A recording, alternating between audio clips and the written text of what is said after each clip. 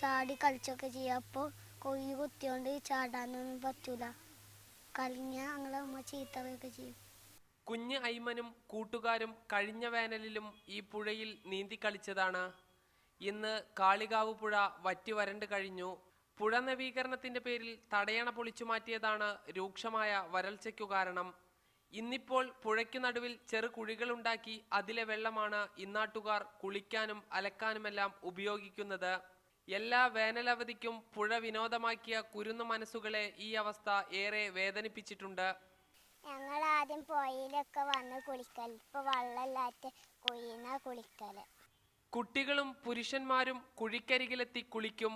സ്ത്രീകൾ എല്ലാ ആവശ്യങ്ങൾക്കും പുഴയിലെ കുഴിയിൽ നിന്നും വെള്ളം വീട്ടിലേക്ക് കൊണ്ടുപോകണം. ഒരു കാലത്ത് നിറഞ്ഞൊഴുകിയിരുന്ന പുഴയിൽ നിന്ന് ഇത്തരത്തിൽ ധാരാളം കുഴികൾ കാണാം. അവധിക്കാലങ്ങളിൽ കുട്ടികൾ പുഴയിൽ നീന്തി തുടിക്കുന്നത് കണ്ടിരിക്കും. എന്നാൽ പുഴയിൽ കുഴിയുണ്ടാക്കി കുളിക്കേണ്ട അവസ്ഥ കാളികാവിലെ ഈ കുട്ടികളുടെ ദുരിതം തന്നെയാണ്. ക്യാമറ പേഴ്സൺ ഡാറ്റസ് വേലായുധനൊപ്പം സാജിദ് അജ്മൽ, മീഡിയ 1 മലപ്പുറം.